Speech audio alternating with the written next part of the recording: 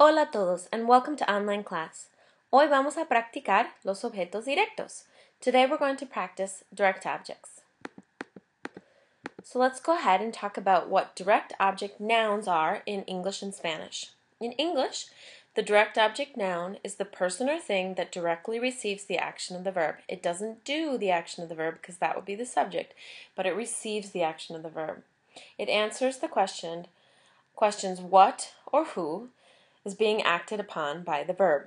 So for example, I read the book. Book is the object that answers the question what or whom, so I read what or whom, I read the book.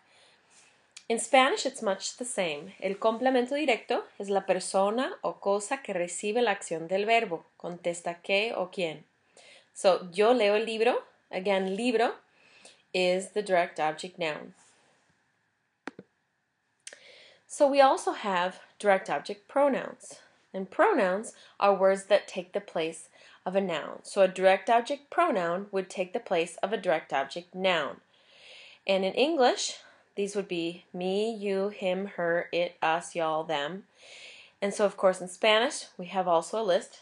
Me, te, lo, la, nosos, los, las. Depending on what the noun is, then we choose the pronoun that corresponds. So why would we do this? The reason that we use direct object pronouns is to avoid repetition. So if you look at the examples, do you have the book? Yes, I have it. In English, it would be strange really to say, do you have the book? Yes, I have the book. There's no need to repeat the word book, so you can simply say it. And the same in Spanish. ¿Tienes el libro? Sí, lo tengo. And it's easier and faster to replace the direct object noun, libro, book, with the pronoun.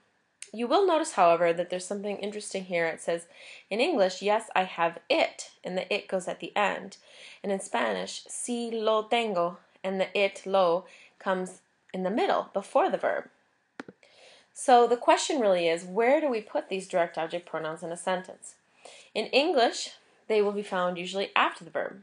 But in Spanish, there are actually three options. They can come before a conjugated verb, after an infinitive attached to the end of it, or after a present participle, again attached to the end of it. And a present participle is the form ando or yendo when you add that to the end of a verb in the present progressive form that we just studied. So you would add an accent on the A of ando or the E of yendo. So let's take a look at a few examples. Let's see if you can find the direct object in each sentence. Lees el periódico. And again, you're looking for the word that answers the question what or whom. So you read what or whom? El periódico. So that's your direct object. Vamos a comer la pizza. So we're going to eat what? La pizza. So that's our direct object. Ustedes necesitan comprar la casa. Y'all need to buy what? La casa. Yo preparo la tarea. I prepare what? La tarea. That's our direct object. And so then we can practice replacing that direct object noun with a pronoun. So periódico. You would use the pronoun lo for it because it's masculine and singular. And then you can put it in front of a conjugated verb, after an infinitive, or after a participle. But we don't always have an infinitive in a participle, present participle form. For example, in number 1, we just have the one conjugated verb, les. So we only have one option of where to put our pronoun. It has to go in front of the conjugated verb. We don't have an infinitive, we don't have a present participle. So you would say, lo lees. Vamos a comer la pizza. In this example, we do have the two verbs. We have the conjugated verb vamos and the infinitive comer. So we actually have two options of where to put our pronoun, which would be la, because pizza is feminine and singular. So we could say la vamos a comer before the conjugated verb, or vamos a comer la at the end of the infinitive. In number 3, we also have two verbs again, necesitan, comprar. We have a conjugated verb, necesitan, and an infinitive comprar. So when we take casa and put it in the pronoun form, which would be la, we can put it in front of the conjugated verb, ustedes la necesitan comprar, or after the infinitive, ustedes necesitan comprarla. And in number 4, yo preparo la tarea, we only have one verb, one conjugated verb. So the la for tarea has to come in front of that. Yo la preparo. And here are a few more examples, más ejemplos. Oftentimes we're going to use a direct object pronoun when we answer a question simply because we don't need to repeat the direct object noun. So if we look at number 1, ¿tienes la pelota? So do you have what? La pelota, that's your direct object. There's no need to repeat that in the answer. So you could say sí, la tengo, or no, no la tengo. And it has to come in front of the conjugative verb because we don't have two verbs in this example. There's no infinitive, there's no present participle. In number 2, ¿quieres comprar las revistas? So, do you want to buy what? Revistas, that's your direct object. Revistas, feminine, plural, so we're going to say las. And then we have two verbs, so we can put it either in front of the conjugative verb or after the infinitive. Sí, las quiero comprar, or sí, quiero comprarlas. Or no, no las quiero comprar, or no, no quiero comprarlas. Those will be all of our options. And in number 3, estás buscando a tu hermano. And here we have the present progressive with the present participle. And as we know, we can put these direct object pronouns in front of a conjugative verb or after a participle form. So again, we have two options. So, sí, lo estoy buscando, or sí, estoy buscándolo. And when we do it at the end, we do have to add that accent on buscándolo on the A. So, of course, you can also make it negative. You could say, no, no lo estoy buscando, or no, no estoy buscándolo, again with the accent. Now it's your chance to give it a try. Inténtalo.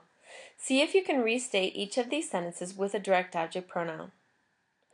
Necesito comprar el periódico. Estudio español mucho. Estoy mirando el partido. So find the direct object noun, replace it with a pronoun, and simply just restate the sentence using that pronoun.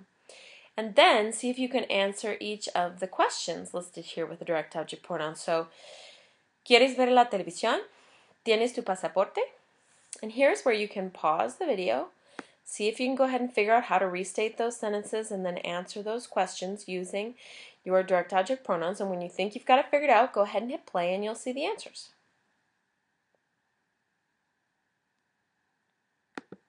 And here are the answers. Respuestas.